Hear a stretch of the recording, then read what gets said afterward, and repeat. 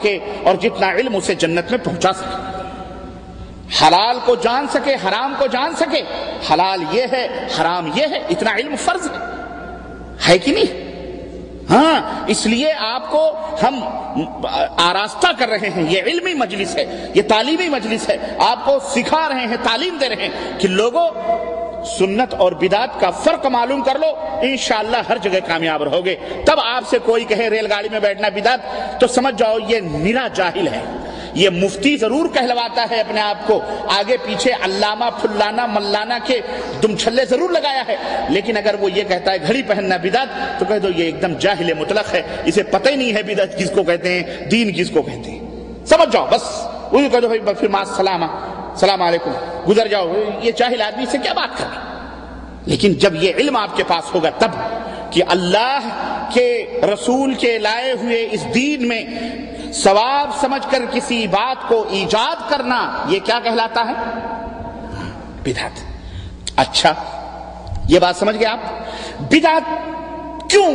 بدعت کی مذمت یعنی اس کی برائی قرآن و سنت میں کتنی آئی ہوئی ہے، ایک دو آیتیں چار آیتیں، اس تعلق سے بھی میں آپ کو بتلاتا چلوں تاکہ آپ کی سمجھ میں بات آ جائے کہ واقعی بدعت بہت زیادہ مذموم ہے۔ نہیں تو کوئی یہ کہے کہ نہیں بدعت جو ہے نا، ہر بدعت بری نہیں ہوتی، کچھ بدعتیں ایسی بھی ہوتی ہیں جو اچھی ہوتی، کچھ بدعتیں کیا ہوتی ہیں؟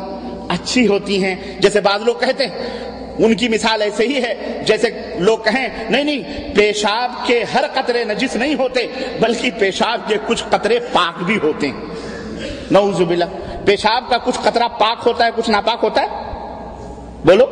ہاں، وہی مثال ہوئی کہ بدعت جسے رسول اللہ صلی اللہ علیہ وسلم نے فرمایا کل بدعت ضلالہ، کل بدعت، میں کہوں کل کے کل آدمی مسجد سے باہر چلے جاؤ، تو آپ یہ کہہ سکتے ہیں کہ معراج ربانی مولانا منیر قمر صاحب بیٹھے رہیں؟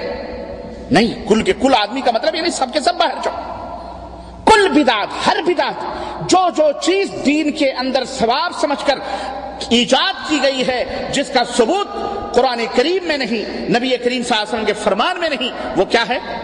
بدعت۔ اور ہر بدعت وکل بدعت ضلالہ، اور ہر بدعت گمراہی، یہ کنفرم ہے، فیصلہ ہے، اس میں چوں چرا چوں کی یہ نہ رکھنا، یہ رکھو گے لپیٹے جاؤ گے، سیدھے کٹ کرو، بالکل جڑ کاٹ دو، ختم، کل بدعت ضلال، خلاص۔ جس طرح ہر پیشاب کا قطرہ نجس ہے، ہر سنڈاس نجس ہے، ہر خنزیر نجس ہے، ایسے ہی ہر بدعت کیا ہے؟ گمراہی ہے، اور ہر گمراہی جہنم کی طرف لے جانے والی ہے۔ کٹ کر دو وہیں، کیوں؟ اس لیے کہ پیارے نبی حضرت محمد رسول اللہ صلی اللہ علیہ وسلم نے یہ نہیں فرمایا کہ آدھی بدعت اچھی ہے اور آدھی بدعت خراب ہے، نہ، ہر بدعت گمراہی۔ اب آؤ قرآن کریم کو دیکھتے ہیں۔ بدعت کی بات سمجھ میں آ گئی یارو؟ بولو آ گئی؟ ہاں، سمجھ لو۔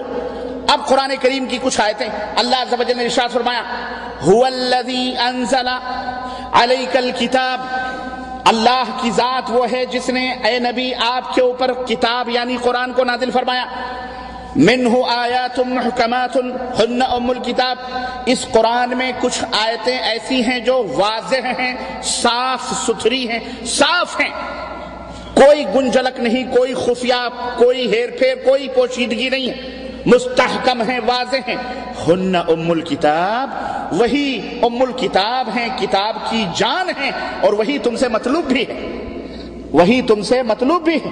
وَأُخَرُ مُتَشَابِهَاتٌ، اور کچھ آیتیں ایسی ہیں جس میں تشابہ ہے۔ تشابہ یعنی اس کا یہ بھی مطلب نکل سکتا ہے، وہ بھی مطلب نکل سکتا ہے، یہ بھی مطلب نکل سکتا ہے۔ تو اللہ فرماتا ہے فَأَمَّا الَّذِينَ فِي قُلُوبِهِمْ زَيْغٌ، سنو، جن کے دلوں میں ٹیڑھا پن ہے، جن کے دلوں میں بیماری ہے، بدعت یا شرک کے کیڑے کلبلاتے ہیں، تو کیا کرتے ہیں وہ؟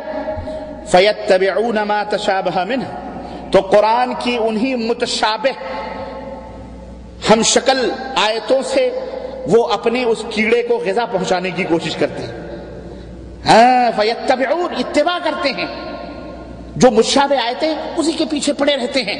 کیوں پڑے رہتے ہیں؟ اللہ ارشاد فرماتا ہے ابتغاء الفتنہ، ابتغاء بولو، فتنہ کا معنی تو سمجھتے ہو نا؟ فتنہ پیدا کرنے کے لیے، کیا پیدا کرنے کے لیے؟ فتنہ پیدا کرنے کے لیے، وابتغاء تاویلہ، اور اس کے معنی مقصد مطلب کے آگے پیچھے دوڑتے ہیں، ڈھونڈتے ہیں۔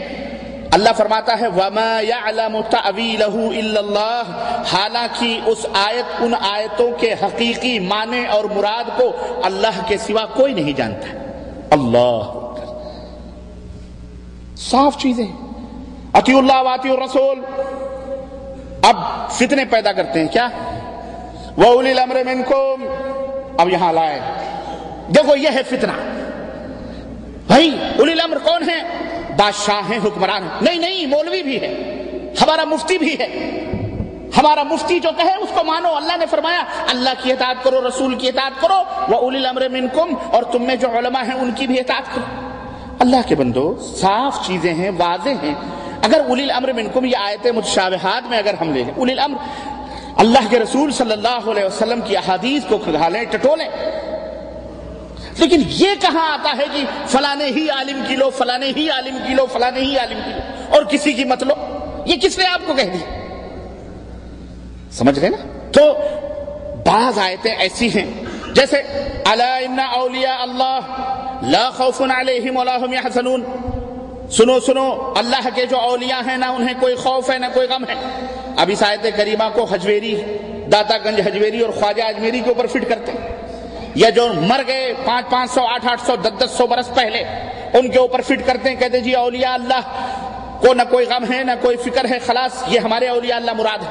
وہ کہہ رہا ہے ہمارے اولیاء اللہ مراد ہے، وہ کہہ رہا ہے ہمارے اولیاء اللہ مراد ہے، حالانکہ کسی کے اولیاء اللہ مراد نہیں، کسی کے اولیاء اللہ مراد ان میں سے نہیں ہے۔ اگر ان کی زندگیوں کو کھنگالے، یا جن لوگوں کو یہ مراد لیتے ہیں ہمارے ملکوں کے اندر، رب ذوالجلال کی قسم ہے آپ کو گھن آئے گی ان کی حیات پڑھ کے، ان کی زندگی کو پڑھ کے، سے کچھ اور مراد ہے، وہ اللہ ہی جانتا ہے۔